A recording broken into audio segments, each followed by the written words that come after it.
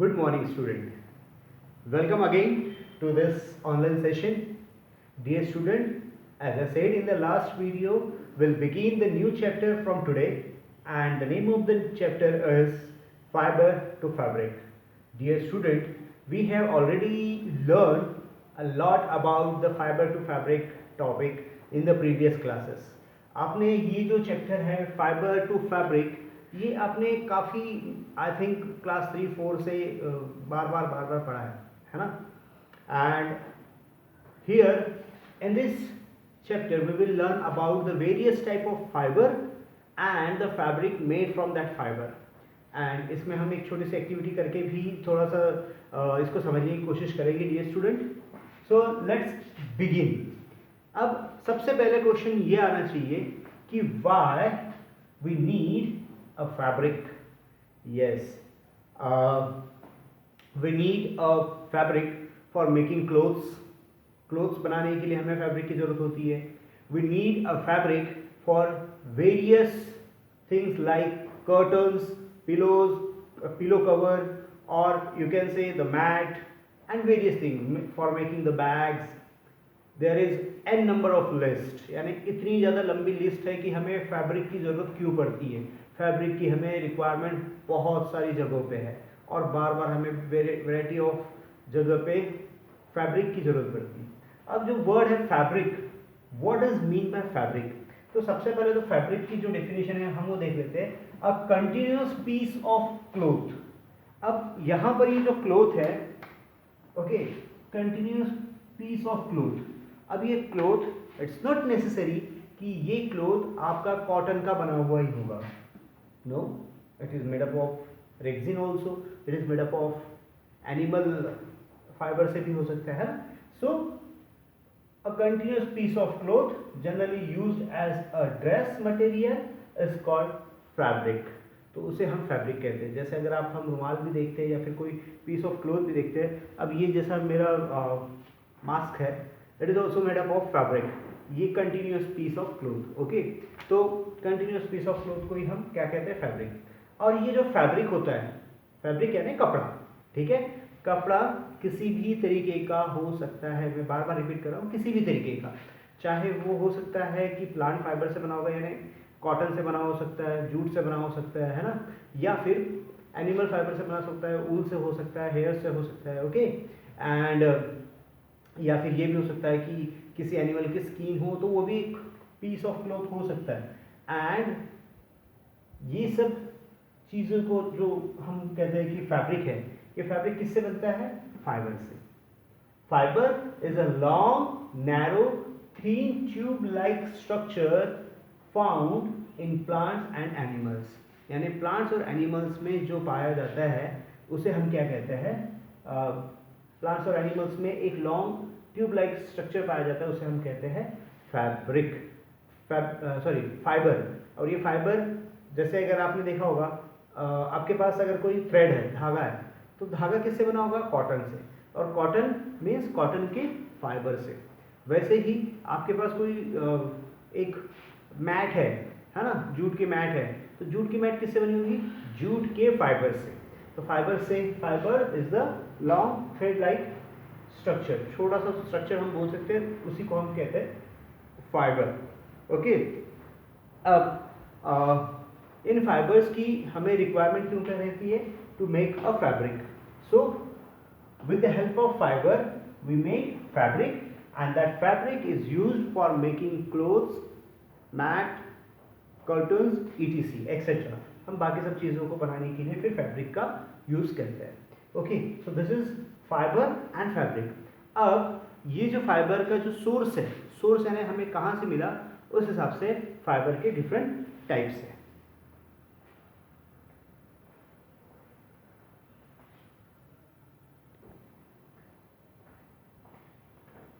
So dear, here is the type of fiber, and there are mainly two type of fiber on the basis of their source. The first one is a natural fiber, and second one is a synthetic fiber or artificial fiber. Basis on their source का मतलब ये है कि हमने वो fibre कहाँ से obtain किया है, उसको हम उस हिसाब से नाम दिए. जैसे देखो नेचुरल फाइबर है, if it is obtain from either if it is obtain from either animal और plant, so it is called as what, a natural fibre. Example cotton, jute or wool and silk. If it is not obtained from the animal or plant, so it may be made by using the chemicals. तो ये जो chemical से बने होते हैं उसको हम कहते हैं synthetic fibre, and it is nylon and polyester. वैसे देखा जाए so they are durable but they do not absorb the water. That's why ये इससे बने हुए जितने भी फैब्रिक होते हैं या फिर जो क्लोथ्स होते हैं, ये क्लोथ्स ह्यूमिड या फिर वार्म एटमॉस्फेयर में थोड़ा सा बहुत ज़्यादा तकलीफ देते हैं ना. सो these one are very good. Okay, so now to make you understand, I brought something. This is the piece of a cloth, this one. ठीक है, अभी छोटा सा एक टुकड़ा मैंने लेके आया here. I think it's visible to you. ये विजिबल है. नाउ आप देख रहे होंगे कि ये किससे बना हुआ है, कॉटन से बना हुआ है. When we remove each thread, ये देखो मैं थ्रेड ही निकाल रहा था, ये एक थ्रेड निकला. So this is fibre. Actually ये भी फाइबर नहीं है, ये भी फाइबर नहीं है, ये मैंने एक थ्रेड निकाला कहाँ से, इसमें से. अब क्या ये फाइबर है? No, it is thread. इसको हम कहते हैं yarn. It is called as yarn. Okay, yarn से हम फैब्रिक बनाते हैं और फैब्रिक से क्लोथ्स.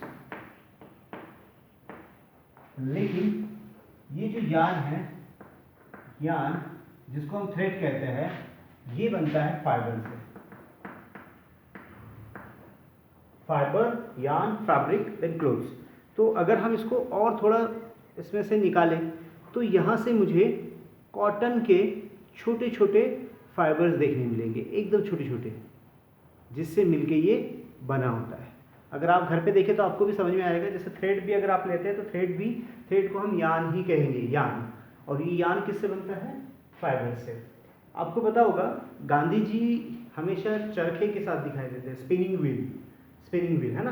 तो चरखा क्यों चलाते थे? दे मेड द यार्न, यानी वो कॉटन से यार्न बनाते थे. ओके, सो हम देखते थे टाइप्स. वो बीच में क्लॉथ्स मिल गया तो मैंने आपको दिखा दिया. सो नेचुरल फाइबर्स में प्लांट फाइबर. तो ये जो मैंने आपको दिखाया, it is a plant fibre. Cotton ये प्लांट फाइबर है. अब प्लांट फाइबर और एक है मेरे पास जूट. जूट आपने देखा होगा, जूट की रस्सियाँ वगैरह होती है ना. This is some like jute के जैसी है, बट ये एक्चुअल में जूट की ना होती हुई ये कोकोनट की बनी हुई है. बट जूट की भी सेम ऐसी ही होती है. ठीक है, सी आई एम रिमूविंग इट. ये देखो, ये रस्सी को मैंने निकाला और जब मैं इसको रिमूव कर रहा हूँ तो इसमें से ये जो छोटे छोटे निकल रहे हैं, दिस इज फाइबर. ये देखिए, इसमें से ये जो छोटे छोटे निकल रहे हैं, दिस इज फाइबर. और ये फाइबर से बना हुआ है यार्न, और उससे बना हुआ है फिर ये, इससे फिर बाद में बाकी की चीज़ें भी बनती है ना.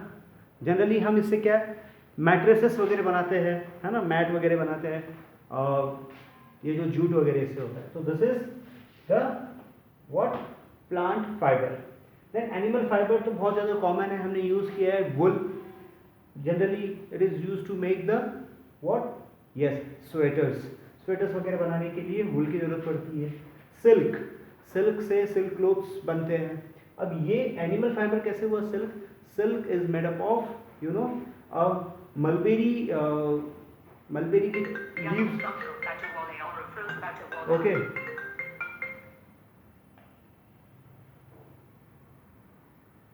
सो dear student, will see how the silk is made. After that, animal fiber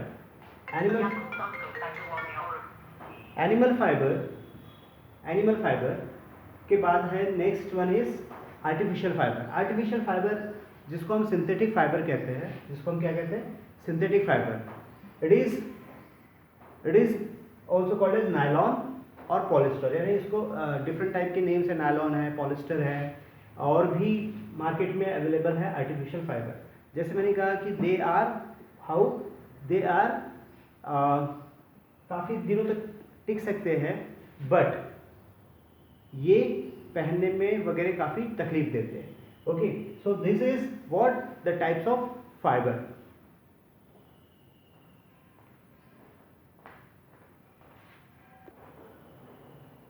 Now dear student, let's see the cotton and its history with how to make the fabric from cotton.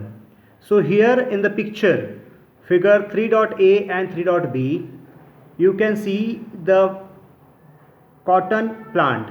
ये जो है, ये जो picture आपको दिख रही है सामने, ये कॉटन प्लांट की पिक्चर है ना।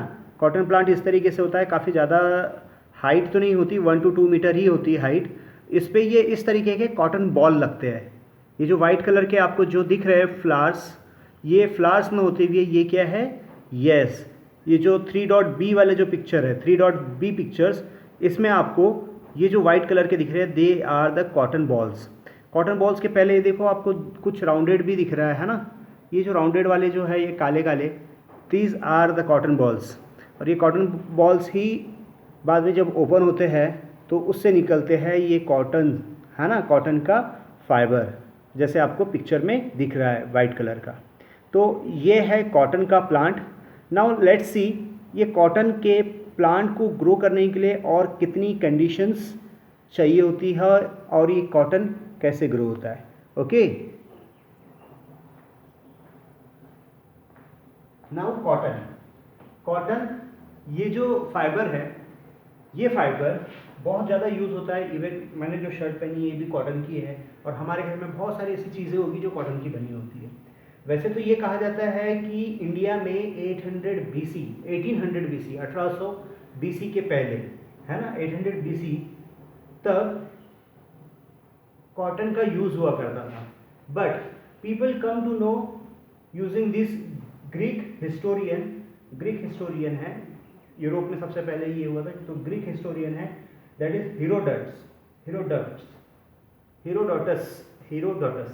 हीरोडोटस नाम के जो ग्रीक हिस्टोरियन है, इन्होंने पहले कॉटन के बारे में लोगों को बताया था और लोगों को कॉटन से उसकी पहचान करा के दी थी।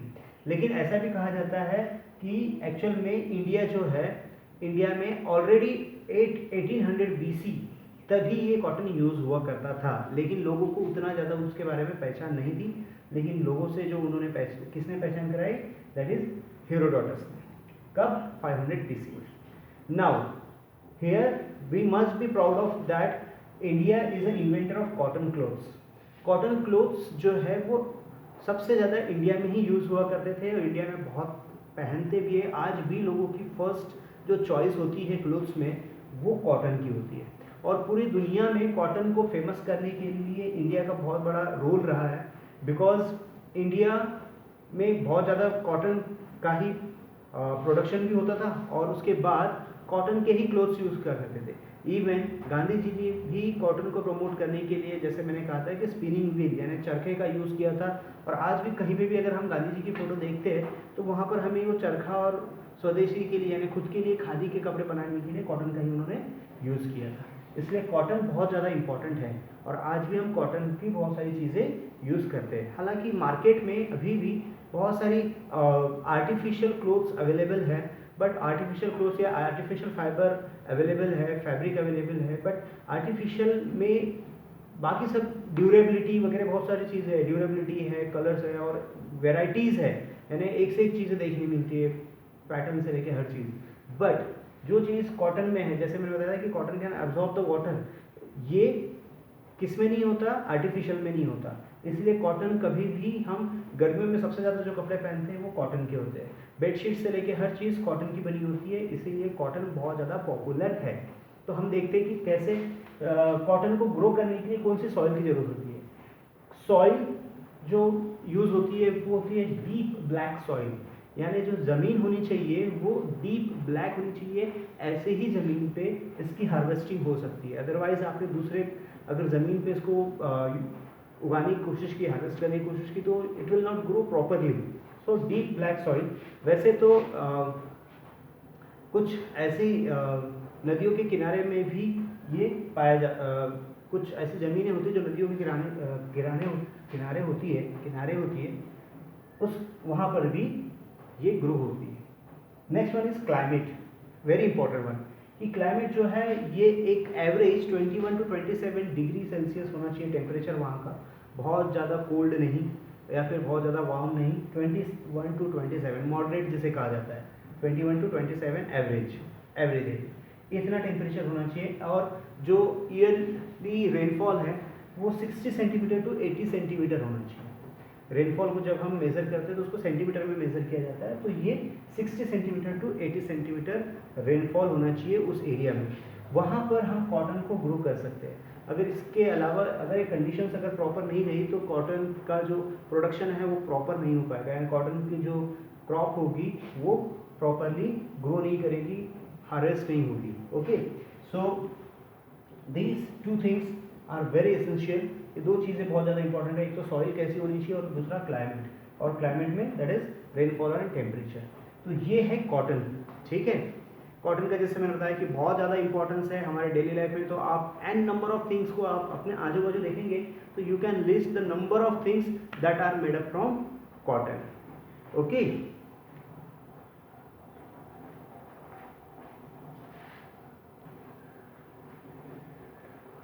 तो डियर स्टूडेंट, ये हुआ कॉटन के बारे में। हम इस चैप्टर में और बाकी की जो चीज़ें हैं वो नेक्स्ट वीडियो में आगे बढ़ाएंगे। तब तक घर पे रहो, सुरक्षित रहो। Okay, and if you have doubt you can ask me through the WhatsApp number. Okay, till then see you, bye bye.